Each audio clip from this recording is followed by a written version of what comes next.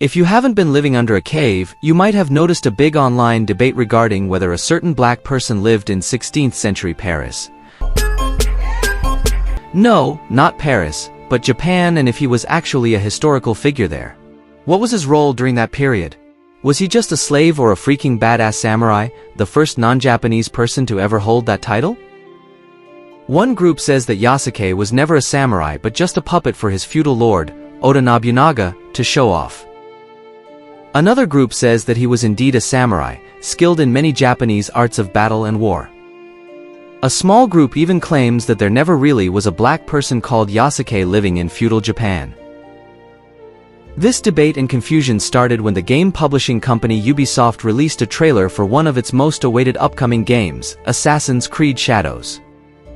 Shadows is the latest addition to the Assassin's Creed game series, which is one of the best game series ever made, at least in my opinion.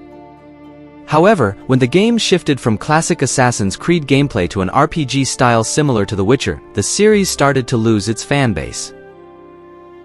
For many years, fans have been demanding an Assassin's Creed game set in feudal Japan, and when Ubisoft finally made it happen, fans were not happy. Why? Because of one historical person by the name of Yasuke being present in the game, not just as an NPC, but a playable character who is also one of the main protagonists of the game, along with a female shinobi named Neo.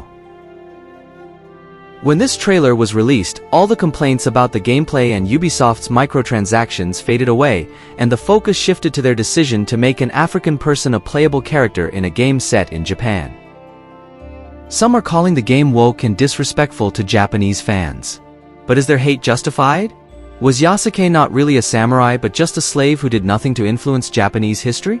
Was Ubisoft wrong to include an African person in a game set in feudal Japan? To answer all these questions, travel with me back to 16th century Japan, where a person couldn't even take a piss peacefully.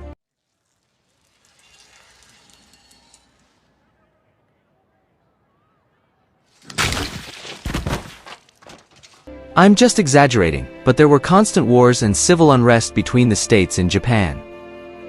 This period is known as the Sengoku period, meaning the Warring States period.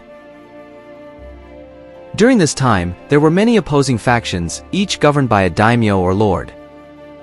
One of these lords was Oda Nobunaga, the leader of the Oda clan. His sole aim was to unify Japan under a single rule. To achieve this, he launched a war against other daimyos and is today referred to as the first great unifier of Japan. In 1581, a big ship arrived from the Christian countries carrying a Jesuit named Alessandro Valignano, who had been appointed the inspector of the Jesuit missions in South and East Asia. Accompanying him was a man whose very sight left all the Japanese people speechless. That man was Yasuke. In the diary of Matsudaira Ayatada, who served as a samurai during that period, he gives a brief description of Yasuke's appearance. His name was Yasuke. His height was 6 shaka 2 sun. He was black, and his skin was like charcoal. From this account, we know that Yasuke was roughly 6 feet 2 inches tall and his skin color was, of course, black, which was very new to the Japanese people at that time. Just like today, when a celebrity or a political figure arrives in a city and a huge crowd gathers to witness the arrival, it is said that the Japanese people gathered in large masses to get a glimpse of Yasuke. Many people were even crushed to death at that event. This was mentioned by Luís Frois, a Portuguese missionary, in one of his letters. The Monday after Easter, Nobunaga was in the capital, but a great number of people gathered in front of our casa to see the kafir, creating such a ruckus that people were hurt and almost died from thrown rocks. Even though we had lots of guards at the gates, it was difficult holding people back from breaking it down. It is unclear where Yasuke was actually born, but many historians and experts agree that he was from Mozambique in East Africa, except for Thomas Lockley, an associate professor at Nihon University's College of Law in Tokyo, who has been researching the African samurai for many years. According to him, Yasuke was from present-day South Sudan. It is said that Yasuke spent some time in India before arriving in Japan. After his arrival, he was granted an audience with Lord Oda Nobunaga. In the Chronicles of Lord Nobunaga, the author writes, On the 23rd of the second month, a blackamoor came from the Christian country. He appeared to be 26 or 27 years old. Black over his whole body, just like an ox, this man looked robust and had a good demeanor. What is more, his formidable strength surpassed that of 10 men. The padre brought him along, by way of paying his respects to Nobunaga. I'm really grateful to be able to see such rare things among the three countries that's never been seen before, and in such detail, all thanks to Lord Nobunaga's great influence. Their meeting is also mentioned in Louis Froy's letter. With great fuss, Nobunaga couldn't believe this was the natural color and not by human means, so ordered him to take off all his clothes above his belt. Nobunaga's sons also called him over, and everyone was very happy. Nobunaga's nephew, the current commander of Osaka, also saw this and was so happy he gave him 10,000 coins. Wow, Yasuke received 10,000 coins from Nobunaga's nephew just for showing his skin color and stature. This really shows how fascinated he was by Yasuke. In his letter, a padre by the name of Lorenzo Messia writes, "The padre brought one Kaffir with him, that no one in the capital has seen before. They all admired him, and countless people came to see him. Nobunaga himself saw him and was surprised, and thought he was painted with ink and did not believe he was black from birth. He saw him from time to time. He knew some Japanese, so he never got tired of talking to him, and he was strong and knew some tricks, so Nobunaga was very happy. Now he's his strong patron, to let everyone know he has someone to show going with him around the city. The people say Nobunaga will make him a Tono." Tono is an honorific suffix in Japanese which means lord or master. This letter shows how close Oda Nobunaga and Yasuke were, to the extent that people even thought Nobunaga would make Yasuke a lord. In the chronicles of Lord Nobunaga, it was mentioned that Yasuke's formidable strength surpassed that of 10 men, written in a way that the author considers it something superhuman. To support the statement, a 1605 drawing depicts a dark-skinned man wrestling a Japanese man in the presence of a noble samurai. That black person could probably be Yasuke, and the noble could very well be Nobunaga. This inkstone box shows a black man in Portuguese clothing. There's a possibility that this person is Yasuke.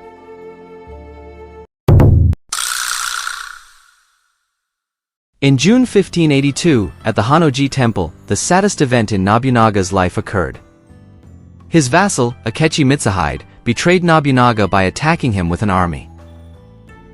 Realizing there was no way out, Nobunaga committed seppuku or harakiri, a form of ritualistic suicide to preserve his honor.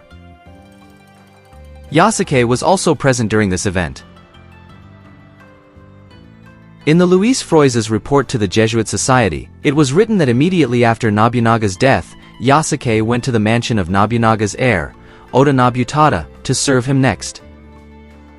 And the Kaffir, the visitator gave to Nobunaga on his request, after his death went to the mansion of his heir and fought there for a long time. But when one of Akechi's vassals got close and asked him to give up his sword, he handed it over. The vassals went and asked Akechi what to do with the Kaffir. He said the Kaffir is like an animal and knows nothing, and he's not Japanese, so don't kill him and give him to the Church of the Indian Padre. With this we were a bit relieved. Louis Froy's mentions that Yasuke fought at Nobunaga's mansion for a long time, though he didn't specify how long. The duration could have been anywhere from 30 minutes to several hours. Yasuke must have been very well trained to survive this long against skilled Japanese warriors.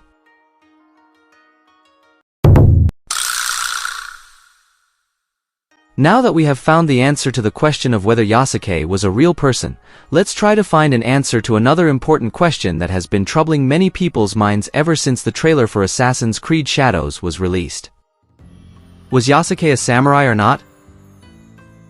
Well, it is a more complicated question than you might think. First, let's look at the arguments in favor of Yasuke being a samurai. 19th day of Taibi. Raining. His Highness gave him a stipend. They say Deus presented him. He had the black man with him. His body was black like ink, 6.2 feet tall. They say his name's Yasuke. A black man was taken on as a vassal by Nobunaga-sama and received a stipend. His name was decided to be Yasuke. He was also given a short sword and a house. He was sometimes made to carry Nobunaga-sama's tools. Both of these sources mention that Yasuke received a stipend from Nobunaga. He also received a sword and a house. All of these facts suggest that Yasuke might have been a samurai because he was paid as a samurai, given the privileges of a samurai, and entrusted with the responsibilities of a samurai. Many people argue that Yasuke was just a retainer or a weapon bearer, more like a slave, and that he was never really a samurai or warrior. Yasuke might not have been a warrior skilled in the Japanese arts of war, considering that he served Nobunaga for only a period of 15 months, which is a very short time to master samurai skills. However, he was definitely a warrior, or bushi, or a bodyguard if we take the Honnō-ji Incident as an example. This removes the Yasuke was just a slave or weapon bearer theory.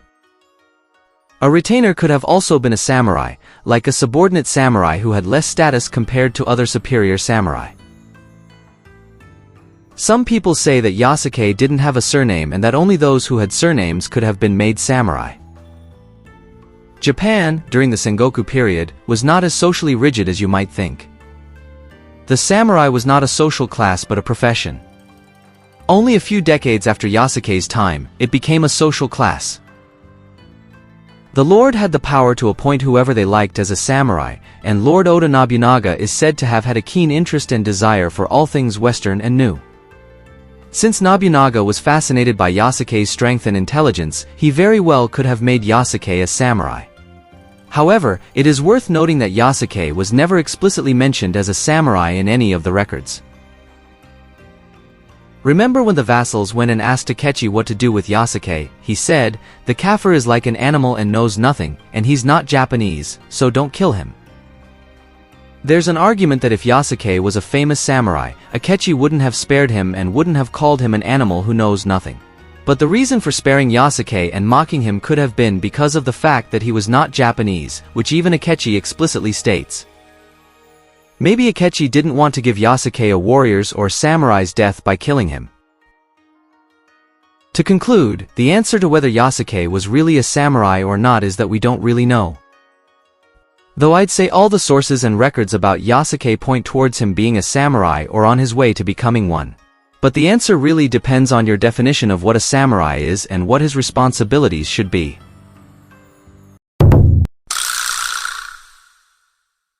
Well, if they had included Yasuke as a side character or NPC like they did with other historical figures such as Julius Caesar or Leonardo da Vinci in previous games, it would have caused no trouble. Assassin's Creed is known to twist historical facts to create a compelling story, which is also common in many historical fiction movies and TV shows. Considering the limited historical records we have about Yasuke, if they followed the same approach for him in Assassin's Creed Shadows, it would not be a surprise at all. However, the fact that Yasuke is one of the main characters in Assassin's Creed Shadows added fuel to the fire of the hate many gamers have towards Ubisoft. In a game set in feudal Japan, you'd expect to play as a Japanese character, and guess what? You can! The other main character is a female Japanese shinobi. But because she is a skilled assassin and not many people notice her, all the focus is on Yasuke. Ubisoft made every Assassin's Creed game's protagonist a native of the land the game is set in, including Shadows. But in Shadows, the existence of an additional protagonist who is not Japanese really pissed off many people, including Japanese. Ubisoft said they wanted someone new to Japan's culture as another playable character so that fans who are new to Japanese culture can explore Japan along with the character.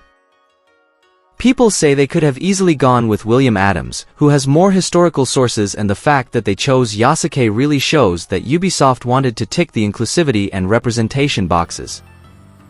However, it could also be because of the lack of many historical records about Yasuke. Since not much is known about Yasuke's life, they could easily add many new elements to his story and change the existing facts however they want. So, the question of whether Yasuke was really a samurai or not isn't the main issue here. The real problem is when companies use historical figures to further push their ideals and political agendas. And many people believe Ubisoft did exactly that with Yasuke in Assassin's Creed Shadows.